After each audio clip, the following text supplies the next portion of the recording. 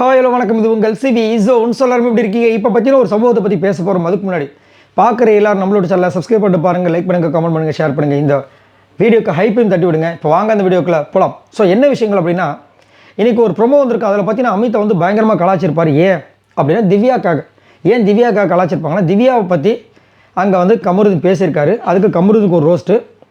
இதை ஏன் தட்டி கேட்கல கூட இருந்த ஆட்கள், தலையாக இருந்தாலும் சரி, தலை அமித்து, அதுக்கப்புறம் யார் நம்ம ரம்யா ஜெயிலுக்குள்ளே இருந்தாங்களே, நீங்கள் ஏன் கேட்கல? சாண்ட்ரா ஏதோ பிரச்சனை இருந்தால் நீங்கள் கேட்டிருப்பீங்களா? இப்படி ஒருத்தராக கலாய்க்கிறார். சரி, நல்ல விஷயந்தான், தப்பு இல்லை, எல்லா விஷயத்தையும் தட்டி கேட்கணும்.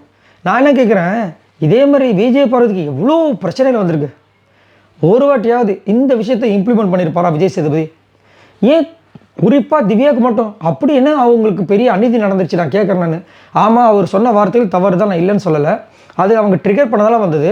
சரி, ஓகே, அந்த தவறை கேட்டதுனால இவர் வந்து கேட்குறாரு, ஓகே. அப்போ அதே விஷயங்களை எஃப்ஜே வந்துட்டு இவங்களோட பர்சனல் விஷயங்களை அட்டாக் பண்ணுறது ஆல்ரெடி கமலஹாசன் அவர்கள் சொல்லியிருக்காரு. அடுத்தவங்களோட பெட்ரூம் எட்டி பார்க்குற மாதிரி அவங்களோட பர்சனல் விஷயங்களை பேசுறது அப்படின்னு சொல்லியிருந்தார். அந்த விஷயத்தை நீங்கள் எடுத்து சொல்லணுமா இல்லையா? ஒரு கண்டஸ்டன்ஸ்க்கும் ஒரு பர்சனல் விஷயங்கள் இருக்கும்ல. இவர் அப்பப்போ வந்து எஃப்ஜே வந்து இந்த மாதிரி விஜய் பார்வதி கலாய்க்கும் போது இவர் வந்துட்டு அவங்களோட பர்சனல் விஷயங்களை பேசுறதுக்கு நீ யார் அப்படி ஒரு வாட்டியாவது சொல்கிறாரா? அவர் கத்தும்போது அதே மாதிரி நேற்று வந்து சண்டை நடந்திருக்கும். என்னை பற்றி எப்போ பார்த்தாலும் என்னை பற்றி பேசுகிற, என்னோடய பர்சனலை பற்றி பேசுகிற, அதுக்கப்புறம் என் ஃபேமிலி பற்றி பேசுகிற, இன்னும் என்னடா இருக்குது அப்படின்னா எழுதி கொடு நான் பேசுகிறேன் அப்படின்றாரு. முன்னாடி டான்ஸ் ஆடுறாரு. எல்லாருமே பார்த்து சிரிக்கிறாங்க.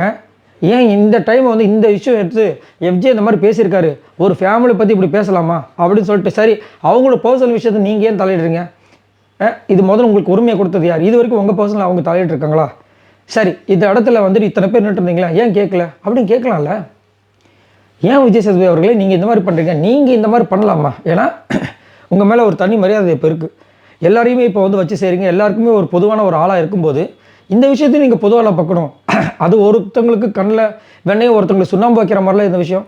இப்போ திவ்யாவுக்கு ஃபர்ஸ்ட் டைம் இந்த மாதிரி ஒரு சம்பவம் நடந்திருக்குன்னு சொல்லிட்டு இவ்வளோ பொங்குறீங்களே. அப்போ அந்த பொண்ணுக்கு இந்த மாதிரி எத்தனையோ வாட்டி எஃப்ஜே எவ்வளோ வாட்டிகள் வந்து அசிங்கப்படுத்தியிருக்காரு. ஒரு நாள் விக்ரம் வந்துட்டு அவங்க அடிபட்டிருக்கு, டான்ஸ் ஆடினார். அப்போ சுற்றி இருக்கவங்களாம் சிரித்தாங்க. அதை கேட்டிருக்கலாமே. குறும்படம் போட்டது சபரிக்காக, அந்த டிஸ்குவாலிஃபை கேமுக்காக. உள்ளே வந்து இந்த பொண்ணு அழும்போது ஒரு விஷயம் பண்ணியிருப்பால, அதுக்கு நீங்கள் கேட்டிங்களா? கேட்கவே இல்லையே. ஏன் கேட்கல? திவாகருக்கு நடந்திருக்கு அந்த மாதிரி. மொத்தமாக வந்துட்டு எஃப்ஜே வந்து சண்டை போட்டிருப்பார். அதை சுற்றி நிறைய பேர் வேடிக்கை பார்த்தாங்க. ஏன் கேட்கல? ஏன் புரியுதுங்களா இப்போது என்ன நடக்குதுன்னு? ஸோ அவங்களுக்கு பிடித்த ஆட்களா, இல்லை ஏன் திரும்ப வந்துட்டு விக்ரமுக்கு எதாவது பிரச்சனை கேட்குறாரு, திவ்யாவுக்கு எதாவது பிரச்சனை கேட்குறாரு? இதே கமருதீனுக்கோ, இல்லை விஜய் பார்வதிக்கோ, இல்லை திவாகருக்கோ இந்த மாதிரி யாருக்காவது பிரச்சனை வந்துச்சுன்னா கேட்க மாட்டாங்க. அதுலேயே இவ்வளோ பார்ஷியாலிட்டி காமிக்கிறாங்கன்னு சத்தியமாக புரியல. ஏன்னா அந்த பொண்ணுக்கு அவ்வளோ விஷயங்கள் நேற்றுலாம் லிட்டரலாக ரொம்ப அழுதுட்டாங்க. அமித் பக்கத்தில் இருந்து அவ்வளோ சூப்பராக வந்துட்டு கன்சல்ட் பண்ணி, ஆனால் அவரையும் வந்துட்டு இது பண்ணிட்டாங்க.